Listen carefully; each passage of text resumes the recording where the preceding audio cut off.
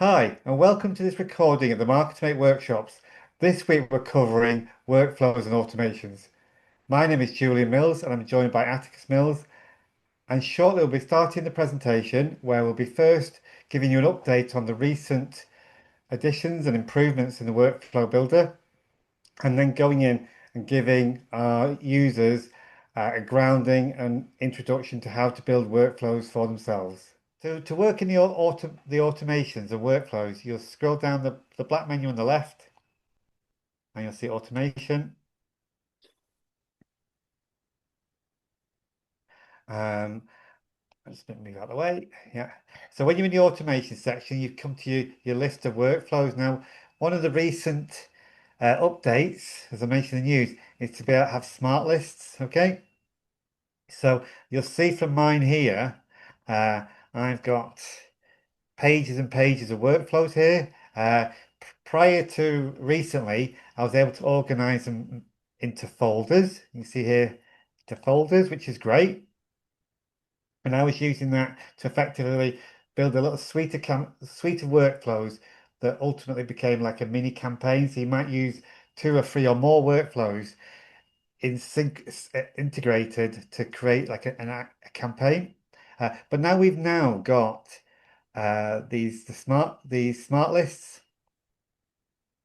So it just makes working with the workflows easier because now we can you see here we can organize them based on, for instance, trigger type and tags, for instance. So um, one of the problems with all these workflows in the past was uh, if you've got lots of web forms, for instance, as triggers, uh, and you've got 100 workflows, it's very hard to find a specific workflow for a web form on your website. Well, now we can create a smart list where the trigger type is a web form.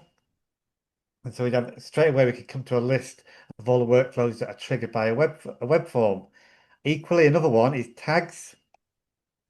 Yeah. So we could find a list of automations easily from a smart list that contains certain tags. Yep. So really, really useful if you're trying to work out, well, how's this tag been applied to a contact? And you could do a search on the smart list for a tag and see which workflows it could be, and then investigate from there. That's a smart list that come into workflows. The other update I'll show you is let's pull up one of these, one of mine.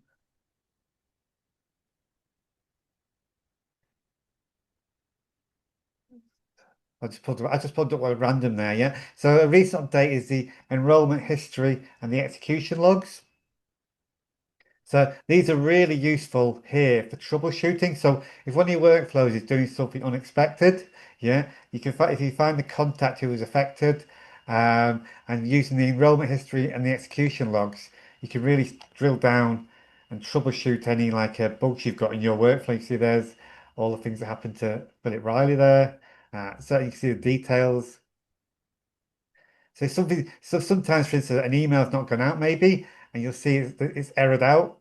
And then when you look on closer inspection here, you might find that it didn't go to that person because they've been marked as do not disturb or opted out or something like that. So the enrollment history and execution logs are very useful when we're troubleshooting. And also within the workflows, uh, you can now use ChatGPT 5 as well as an action. We'll try and find it.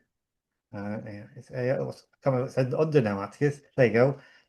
Uh, GPT powered by OpenAI. So now you can, it is a premium action in the system, but now it works on GPT-5 as well. So Sorry, what would you use that for? How would that? What would that? Where you've got that option in there for ChatGPT 5. How would you apply that? yeah, so for here, you can analyze it. So for instance, here, custom type, uh, you can summarize text. Yeah, so for instance, if you're using the voice AI and Yeah, transcribing a call, yeah. you could use that to summarize it there. I must admit, it's not a tool I've used much myself, Steve, but I do know it's there when I need it. Or you see here, it'll even translate content. Okay. So if you translate to different languages, maybe, and custom actions as well. So I think it's just been aware of it. I mean, I say I've not got any use case myself on that one. No, fair enough. So those are the main updates. Oh, well, we missed one, sorry, which is the most important one, uh, which we've been waiting for a while. So if you look at a workflow here, for instance, I can add an element like that. If I put in email, send an email. I could write my email, format, etc. Yeah, but I just put a subject line here. Yep. So imagine that's a completed email, and I want to use that email somewhere else. I can now go click here, copy like that, Mm, copy action. And now I can go to copy it, not only say here, go paste it in here like that. Yeah. I could also copy it and open up another workflow, a completely separate workflow, and paste it into there as well. that's Wow. handy. Okay. So that's a big time saver when you're building out things. And you can even copy whole sections. So copy all actions below like that. And then I can paste it in there or into this workflow or a separate workflow. About 4 emails there. That's a useful little trick. I'll just delete that now. Delete them out. Clean it out.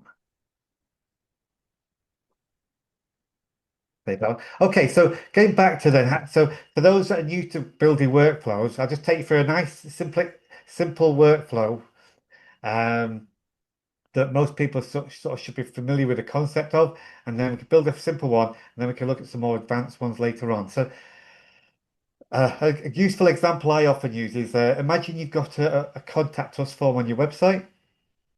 Yeah, most people have got a website but designed by a web designer, and that designer will put a contact us form on your website, and then every time that form is filled in, you will get an email, and then it's your job to do something with the email. And if you don't, for instance, say it comes in over the weekend or over Christmas, if you don't action it there and then in Outlook, the chances are you've forgotten by Monday morning and the lead is lost or whatever. So this is a nice simple workflow to show you the various principles in workflow building. So the first thing we need is a trigger. All the workflows are triggered by triggers. And the example of a trigger we're going to use here is going to be a web form. So I'll go to sites, and here's one I prepared earlier. In sites, forms, form builder. And this is just one example of a trigger. As you'll see in a minute, there's probably hundreds of different types. And you'll see here, I've got one set up, contact us form for website. So again, forms is something we cover in another workshop, so I'm not going to go into it detail here, but to give you the idea, yeah. So here's a web form. We can customize it with as many custom fields as you want. We can set a thank you page, a URL or a message, etc. We can design this, we can design it, um, make the colors, everything like that, and embed it on our website. So once this is embedded on the website, and every time it is submitted, that is a trigger. Okay, so the forms does what it does. It's a form builder and it captures data, but that's all it does. And it provides us a trigger for our automation. So that's the form, the contact us form for website. Let's see it there, yeah. I go back, and now we come to our automation. I'm just going to create a new one. Yeah, to create a workflow. I'll start from scratch in this instance. So you see all the bells, you see all the components. And so that's a new feature there. I've not seen that before, Atticus. So there's always updates. So there's a new feature there, yeah. Anyway, so the first thing is make sure you give your workflow a name. So I might call this contact us form. That's up. Yeah. Move that out of the way. Bear with me, I'll move something out of the way for me. Yeah. So I'm not going to bother with that today. So here I'm going to add the trigger. So remember we set up the web form for a contact us form. So that is our trigger. So we click on add new trigger.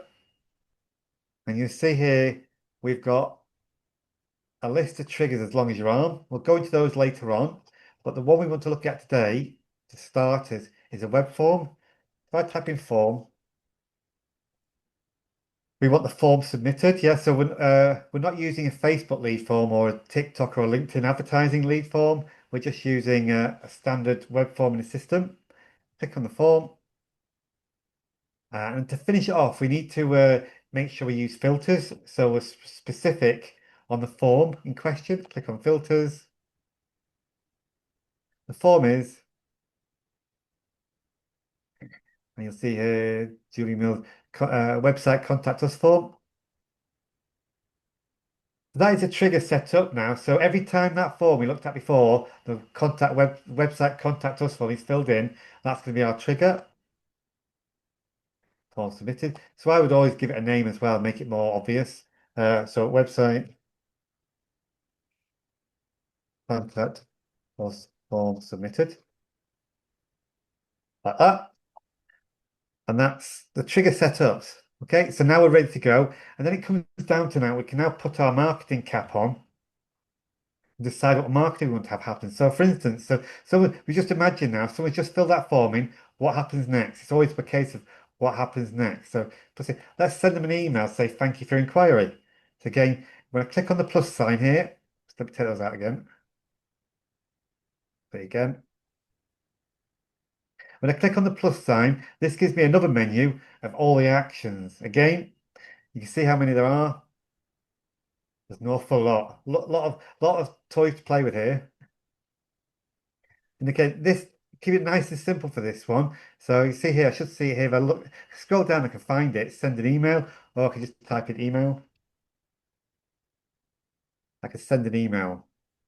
Okay, nice and simple, yep. So you can pop in the from name, the from email address, the subject line, I'll call it test, for instance. And we could build a very simple email here. You run it plain as you like email, which are often the best these days. So you might personalize it. Hi, contact, first name. So we can merge any data we know about the person. And then put your message in here, and then might put in regards. You can see here we can personalize anything here. So I'm just pulling in. So I pulled in the contact's first name, but now I want to sign this email off by whoever sent the email to them. User, first name, and then I'll pop in the user's signature. Like so. And that will pull in whoever is the owner of this contact record, it'll pull in their name and it'll pull in the user's email signature. So it's really important to go into your user profile and make sure you've got a signature set up there. Yeah. So we can write a simple email that way. The job's a good one, yeah. Also, what I like to do on these sort of contact us form website is assign a user right off the dot. So if I type in user, assign to user. So the workflow now knows who it's going to, who all the communications are coming from. It's coming from me. Assign to user, Julian, like that.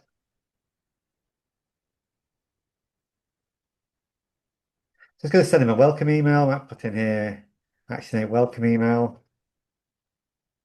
When you're building the workflow, it's important to leave yourself little breadcrumbs, your welcome email. Because what you don't want to do is build something, not name anything, not leave yourself any breadcrumbs or notes.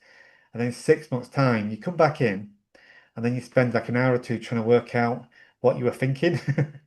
So again, make sure you name everything. And we've got a couple of tools to help us here. If you click on here, like this, sticky notes. Yeah, you can pop in a little sticky note like that, just to explain to yourself in the future, and you can zoom in and out. Yeah, lost me a little zoom in and out there. Get rid of that. Yep, I'll zoom in again. So those sticky Yeah, notes remain there whilst the campaign is live or the automation is live. yes, where did my sticky note go there? I've just hidden it, haven't I? There you go, got two now. Yes, yeah, they just save with the workflow, yeah. So yeah, to edit it can be tricky to edit actually. What you got to do to edit, you got to click on that little pencil, and then you can type in your text in here. Yeah.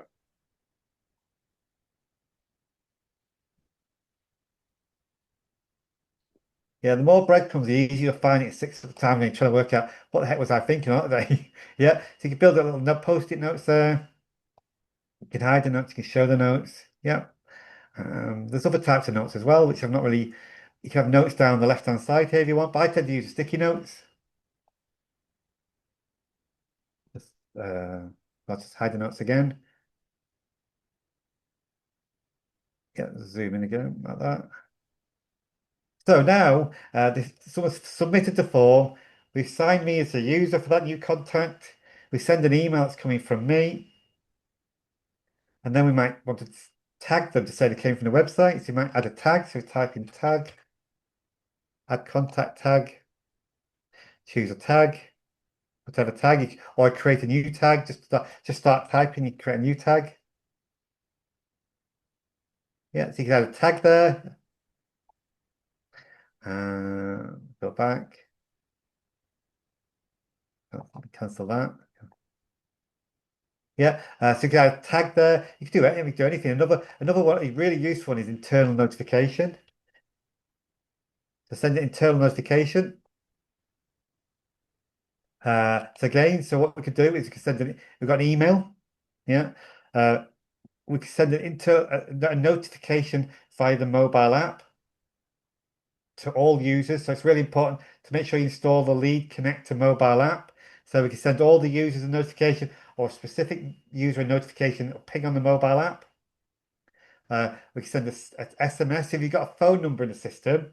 You can send text messages, and I've also got the WhatsApp integration. So I can send WhatsApp messages as well with a notification that a new lead has just come in or whatever. So if I want to send myself a notification, I can click on there like that. New contact, new inquiry site, put the message in there, new inquiry,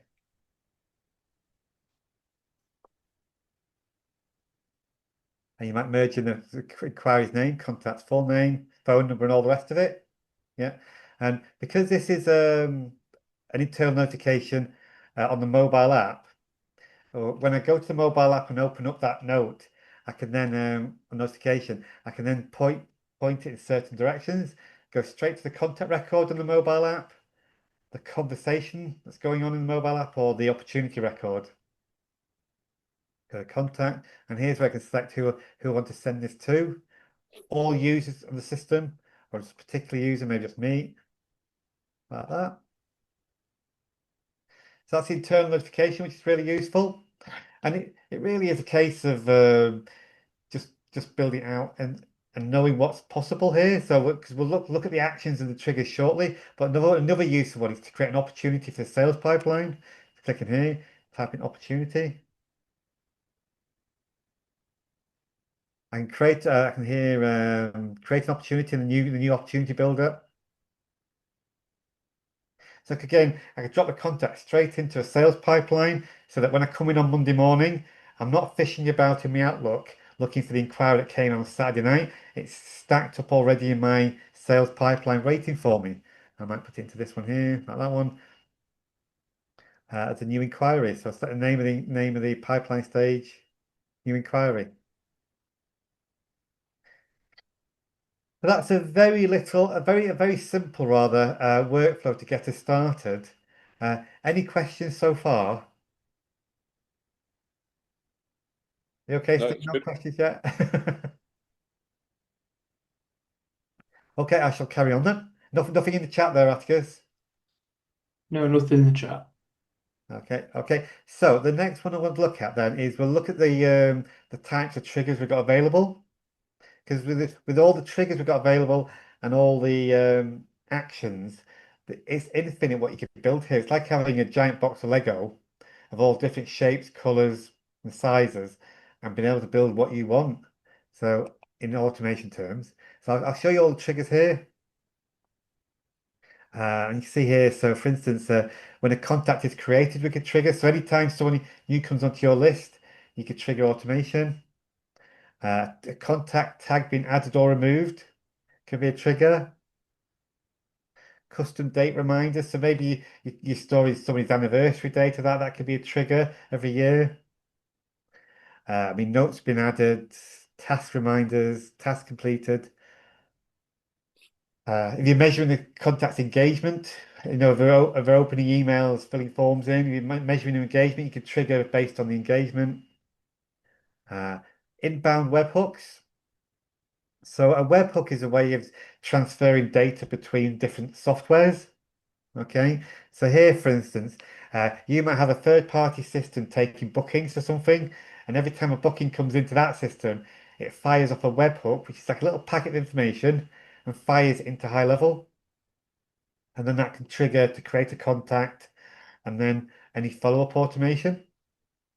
Call status. This is all to do with what is that to do with? Let me check.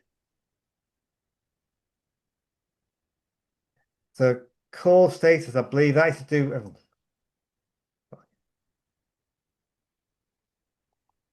1 second.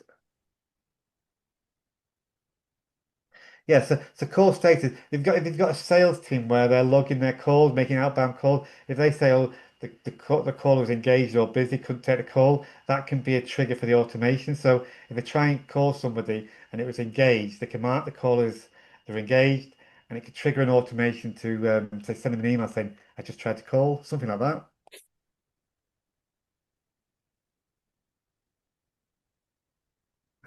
Let's go through here. Call status. Email events. So somebody opening an email, uh, it could be a trigger for us. Go to email events. So you see an email being opened, somebody unsubscribing from an email can be a trigger.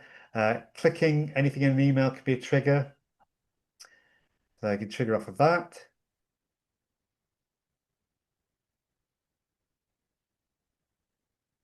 A form being submitted, we looked at. Customer reply could be quite an important one. We can show you that one in a minute. So you send someone an email asking them to reply yes or no. Are you interested in our offer? Yes or no? We can pick up on that reply and respond appropriately, automatically. I'll show you that in a minute. That's quite an interesting one to see. Again, in addition to surveys, in addition to forms, we've got surveys, more fancy type of form. We can trigger off that. Link clicks. So we can set up trigger links. So for instance, in an email, you can embed a link to your website, easy. Yeah. Uh, but if you do that same effect through it, but link it to a trigger link, we can then not only guide them, point them straight to a URL, but we can trigger off them clicking that link. Yeah. So for instance, you might put a trigger link into your email saying, here's our website. And then when they do click it, 10 minutes later, you could trigger send them another email, for instance. Uh, the video tracking that's to do with if you're building landing pages and websites in the system with videos, we can track how much of a video somebody's watched. We can Can I say, ask well, something? Oh, oh, sorry. hi Susan, yeah, didn't see you there. Hi, Julian. Hi. Can I ask something about the trigger links? Yes, Is yep. that itself where you create the trigger link, or do you have to have like trigger links created elsewhere that you pull in? Good question. Yeah. So what we'll do, we'll just save that. I'll just open another page.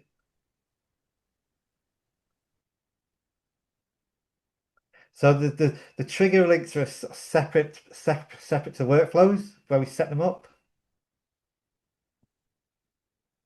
So come back out here.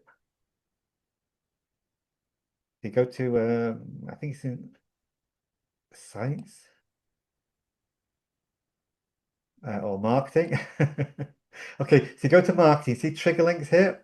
So there's your links. You see this, so these are some of the links. You give the link a name. Yep. And when somebody clicks on that link, they're going to go to this page. That's what they see when they click the link. And this is a trigger link we embed in our emails. So you embed that in our emails, and then that once that's embedded in the emails and the workflow, it becomes available to us. I'll show you now, for instance. Got an email here, yeah. If I want to embed a trigger link, I click on this. Trigger link. There's my unsubscribe one. Unsubscribe link. So it's dropped in the trigger link there, yeah. Now that would just be a big long link, which doesn't look the best. What I would do is then is copy that, or Control X. I could just Control X. I'll do it down here. Hang on. Unsubscribe. So I'd hide that link behind the word. So if I copy that, copy, click on there like that, make that into a link like that.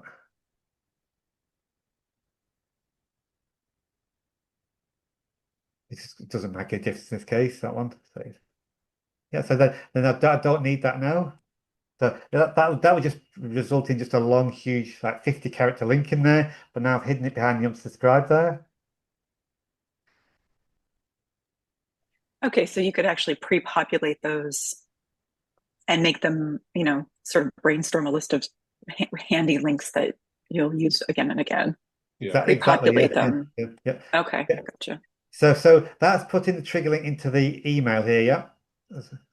So that's the unsubscribe one, for instance, like that. Yeah, that makes sense. Yeah. Then you might have another workflow. So triggering off of that unsubscribe link being clicked. So here we need a second workflow. Create a workflow. Start from scratch. And I'd say here, the trigger for this one will be that trigger link being clicked. So type in trigger link here. Trigger link clicked. So again, I've got to be specific with the filters now. Trigger link. Type in unsubscribe. That's look at that link we just embedded in that email that's going out in the preceding workflow. So as soon as they click it, we know about it. Yeah. And then it's decided, well, someone's clicked to unsubscribe now. So what do you want to have happen? So for instance, we could do like a soft opt-out, which is a DND. Do not disturb. Yeah. So you click on here like that, and you can enable do not disturb for all channels or specific channels. You might say, well, I only want to opt them out of email marketing. That would opt them out of email marketing. So you might want to do that. Or you might decide if someone has unsubscribed, then you want to clean up your database as well. So what I would do is first unsubscribe them, and then, because the system will remember that in the future, and then I'll do the delete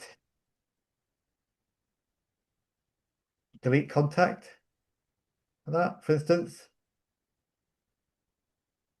So when they click the unsubscribe link, I'm going to unsubscribe them, so the system remembers, and then I'm going to clear them off the database if I wanted to. Does that make sense, Susan? Yeah, perfect. Thanks. Brilliant. Okay. So going back to our original one. Yeah. So I'll take out these for now.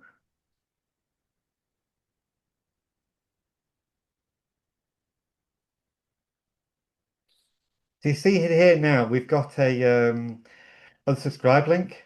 So we're sending out the first, not that you want to do this probably, but I'll just give you an example of how we can use the automation. So now we're going to send them an email, and we want to filter people, the ones that unsubscribe, we want to remove from the campaign, and the ones that don't unsubscribe are going to go get more emails from us. So what I could do here, if else, yeah. Oh, sorry, I don't want to do it that way. The wrong way. First of all, I need to put a weight in here.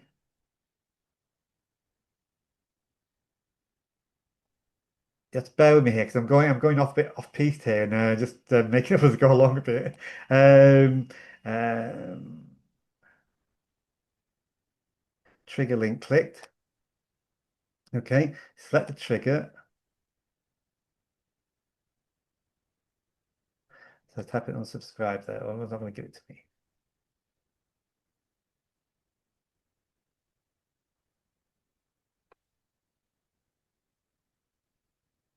I'm trying to find the unsubscribe link.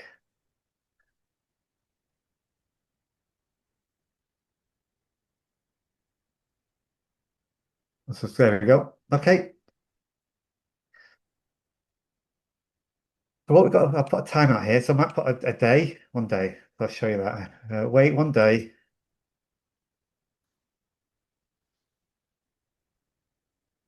Okay, so now we put the wait 1 day, and what it's doing It's now waiting to see if that unsubscribe link is clicked, and the recipient's got 1 day to respond. So if within that 1 day they click on the unsubscribe link here, they'll go straight into the trigger link clicked. So now we've unsubscribed. So now we might put the do not disturb, for instance. Do not disturb. So I'll mark them as do not disturb for email. Okay. But then everyone else that hasn't unsubscribed, they can carry on getting emails and whatever market you want to do. So I might just copy that, copy action, paste it there. Yep. And off they go. So now split people out based on that trigger link. Huh. Is that okay, Sue? Does that make sense? Well, no, but I'll carry on anyway. Right. So we just build out the marketing then for that particular workflow. We can put goals in here as well. Which I'll show you now. But before we do that, so just look at some more. Just look at some more of the actions we've got available here. So this is the actual actions now. Um, you can add tasks, you delete contacts. I mean, it really is a big list of things you do. If you've got the mobile phone number set up in the system, you can send them a text. It can integrate Slack there. You could manually create a call for somebody to call that contact. So you've got sales team. They come in the morning, manual tasks. See the calls they've got to make today. Can I ask a question, Julian? Yeah, fire away, yeah. Once, if they've received an email, for example, and then maybe they've clicked a link or they've opened an email, and then could you action a phone call into that person, or even 2 phone calls into that person, and then it comes back into an email kind of workflow after the outcome of a phone call, whether it be positive or negative?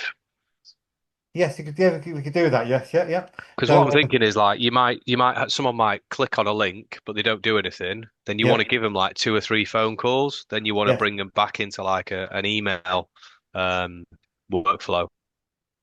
yeah. We could build that. Could all be built out. Yeah. So you see here, Joe. Here we could send the ringless voicemail. Yeah. So Yeah, we can drop a voicemail onto their phone, yeah. pre-recorded. It's a bit HighLevel admit themselves. It's a bit of a hack of the mobile phone system. Anyway, at best. So about 80% of those get delivered. But here, for instance, we could add a call. So what this does is this will first call whoever the call's been assigned to, or call them on the phone, whisper in their ear what it's regarding, and then put the call through. They can do that. Yeah. Or there'll be an option to, I think it's a manual call. Let Could me you just check. create an activity like call them? Yeah. Manual action to call like that. And then on the dashboard, you can have a list of manual actions. So the user comes in, or it could be a task as well. You could do it as tasks. You come to your dashboard, and you can see here. You can rearrange this, of course. Here's my pending tasks. Yeah. And here's the manual actions. So any manual actions are things like to make a phone call. Yeah. So to one of your reps, you could assign a task to phone Bill Smith. Equally, it could be a manual task to send them a text. So rather than automated texts, it prompts the salesperson to send a manual text. That's interesting. Could you do that for an email as well? Uh, Yeah, I mean, yeah, maybe there's no manual task to send an email, but you could just create a task, couldn't you, to do that? Yeah. So if I go back Just thinking at here, some point, instead of, I feel like some point in a workflow, a more personal email can sometimes be the right choice over, a stock email. yeah. So what we can do, I'll show you this one here. You go to contacts. We look myself up quickly. So yeah, to do those manual ones, what you can do. Yeah, so I'm in my contact record here. So we could create a task, a task here to send Julian a personal email, yeah. And then what you could do here, see email here, yeah.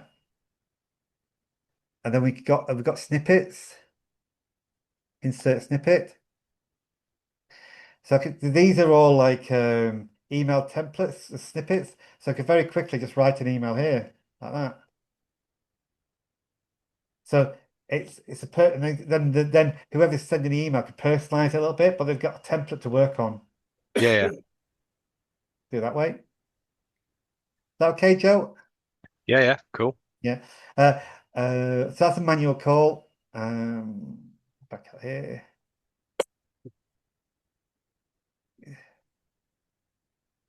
More and more clients are using the WhatsApp integration now. Conversation AI.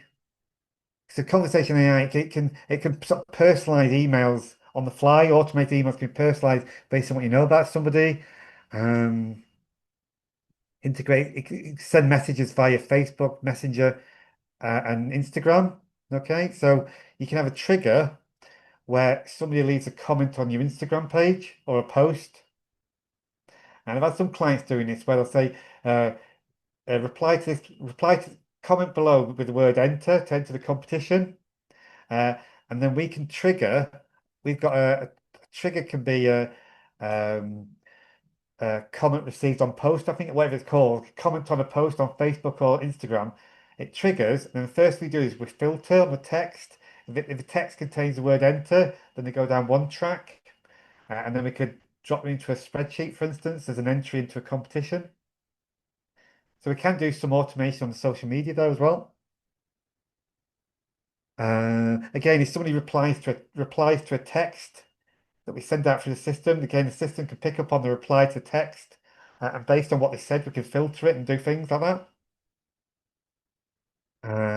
So you can see we can also, as the actions, we can send data out of the system as well. So when somebody becomes a customer, for instance, we can send a packet of information as a webhook to a third-party system.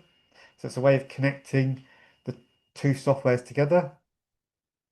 We can fire data into Google Sheets. So for instance, one way I use that is say a new opportunity comes in today.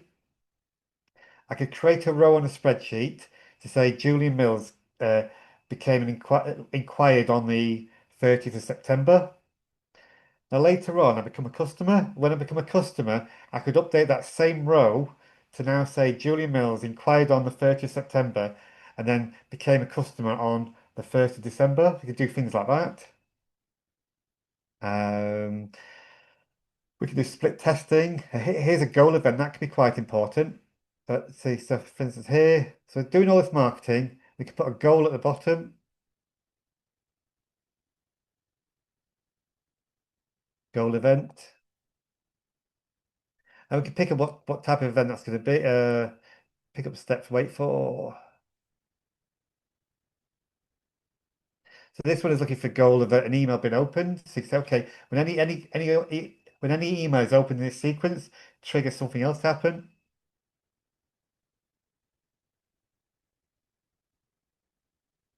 So it's a case of just really exploring this yourself and have a look and seeing what's possible. The if else is a really important one. We use a lot of the waiting. What happens if someone replies to an email?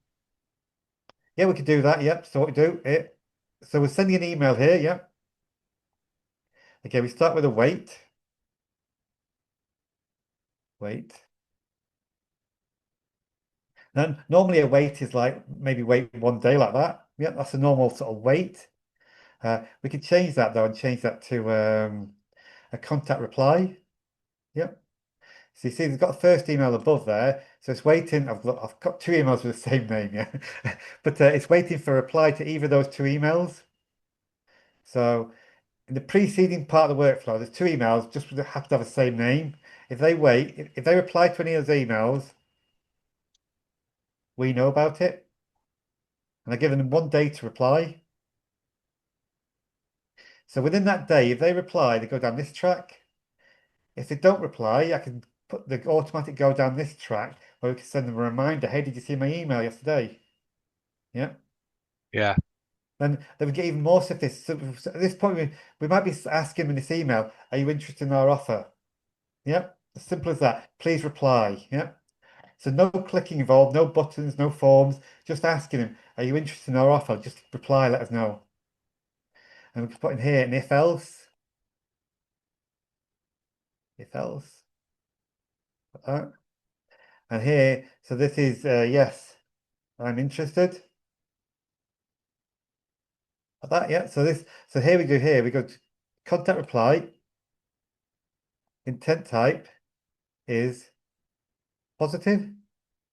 So if they said yes or anything positive, it's going to put them down that track. I think I'll duplicate that branch. No, fine. Not interested, something like that. If it's negative,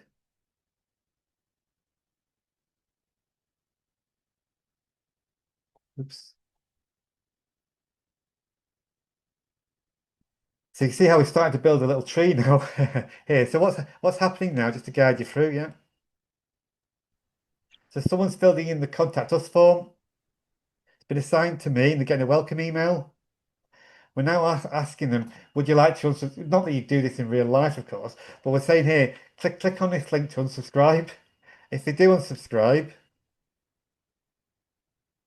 then they go down this track and we're marking as do not disturb, so don't get any more emails from us. We could delete them if we wanted to, etc., etc. But the ones that don't unsubscribe, they get another email. It just happens to be called welcome email again, where we say, "Oh, are you interested in getting more information about our offer? Let us know."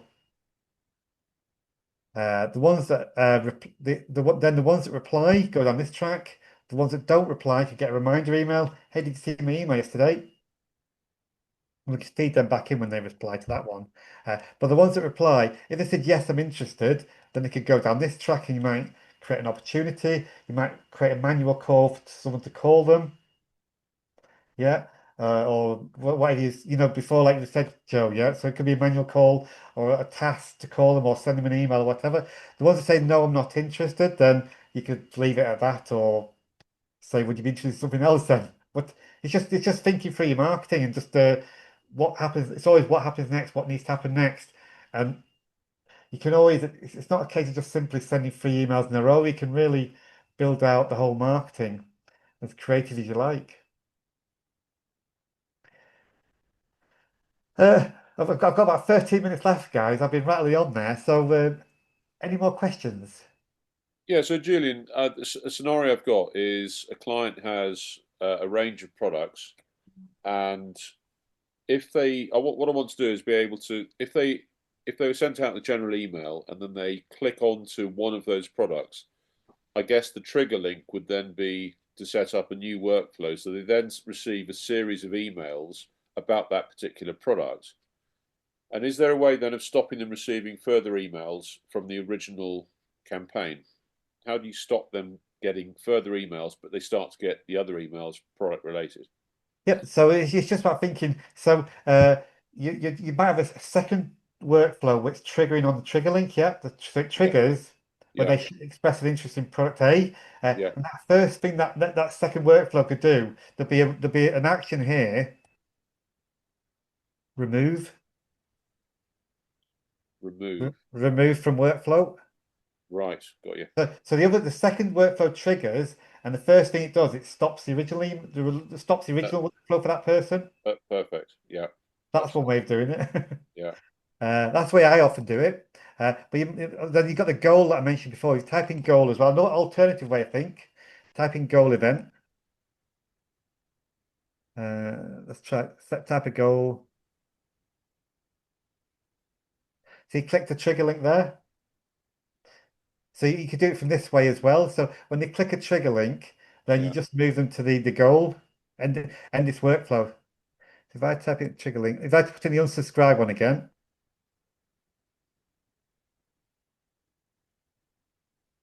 okay, so for example, and it will jump them straight to the end and it'll end the workflow. Yeah. Brilliant. So that trigger link could be click here to look at product A, then that triggers a workflow that talks about product A. But equally, it jumps them straight to this goal here, where they jump wherever they are in here, they jump straight to this goal, and it's the end of the workflow for them. So it's the same net effect. Yeah. Two Okay, ways to go about it. Any more questions? I can throw Well, out one if nobody else has one. yes, fire away, Susan. So if I want to set up a workflow like after a discovery call, and it is a chance to, after a discovery call, there's like a whole menu of services that's possible to suggest to a client. Yeah. And I want to be able to like manually select that, but then continue on with various, like each service's respective workflow. What's the simplest way to set up from like discovery call to selecting amongst services? Is that clear? Yeah. I think when we spoke last time, Susan, you've got quite a few different options of services, haven't you, to offer? Yeah. I mean, it could be a case as simple as having different series of tags. You might have a tag to start service. I don't know what you call the tag, but the tag could be the trigger. So Mhm. after the call, you go to the contact record, pull up your list of tags to trigger service A follow up, trigger service B follow up. Okay. And Uh, then each of those would be a respective workflow. Okay. yeah, the tag would be the trigger for the workflow. Yes, All right. Thank you. that'd be one way, and another way is to use a web form as well. Yeah, see, often we'll do this where rather than you having to remember which specific tag it is, yeah, Mhm. we can set up a form. If I've got one here to show you, site. Uh, you might set up a form that just you use or your staff use. I've got anyone to show you here really. I think I know where you're going with this. Here's one sort of one I use here. This is my referral capture form. So you might have checkboxes here, interest in product A or service A or B, C, and you tick them there. As long as you put in their email address, that could then trigger the automation as well. Hmm. Yeah. Oh, yeah. Or another way, if you want to see another way. Sure, why Yeah, not? there's more than one way to skin a digital cat here. It's whichever way sort of resonates best for you. So if you look here at contact record, so find mine here, yeah.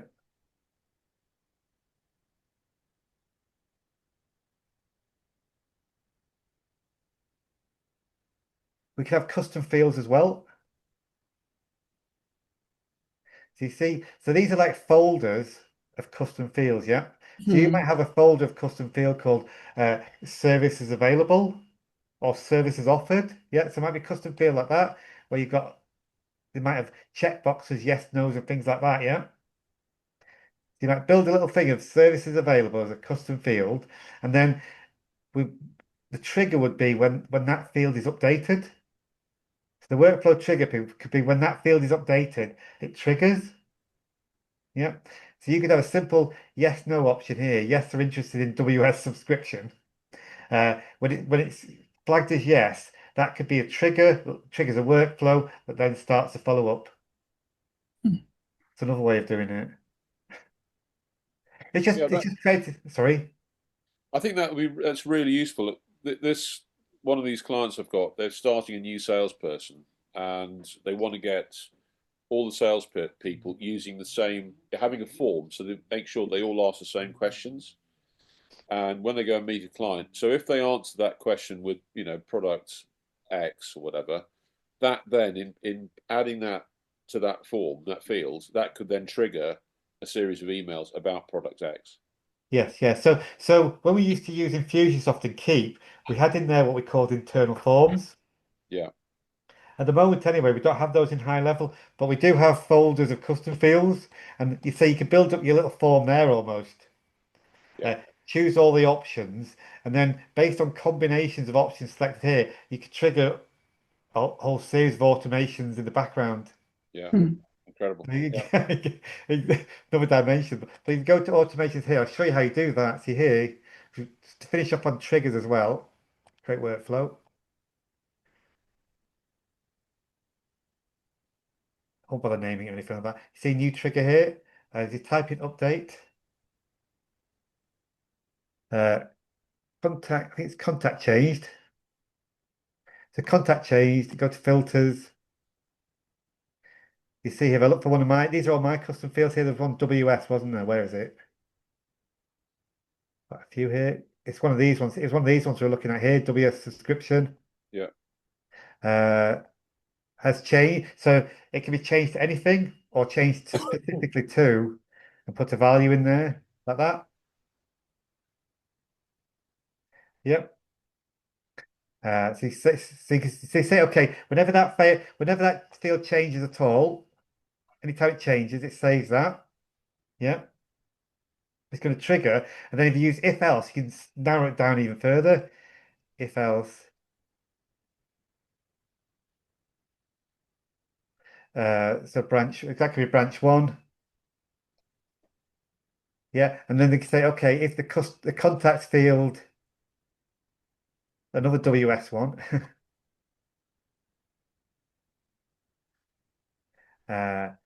W is XYZ. So now you can use one field to trigger, so you get trigger, but they're going to go down different tracks based on what other combinations of options they select and tags and things like that. So you could have multiple different journeys people going on, different ones. Yeah. Based on what they're filling in that form. Yeah. Is that okay, Steve? Does that make sense? Yeah, very good. Yeah. Is that okay, Susan? So I've confused Yeah, you now. that's handy actually. To have it in the contact itself when you're interfacing with a potential lead. Yeah, so that'd be easy to try to remember tags maybe and things like that. Just go to that little form, whatever. Yeah. Yeah. Call it it's not really a form, it's just like a folder of custom fields. Yeah. Whew, right, I've talked for an hour there. Anything else, guys? So thank you for watching the recording of this week's workshop. Shortly, a QR code will appear where you'll be able to book a discovery call if you've got any more questions or book onto our next live workshop. We'll see you there.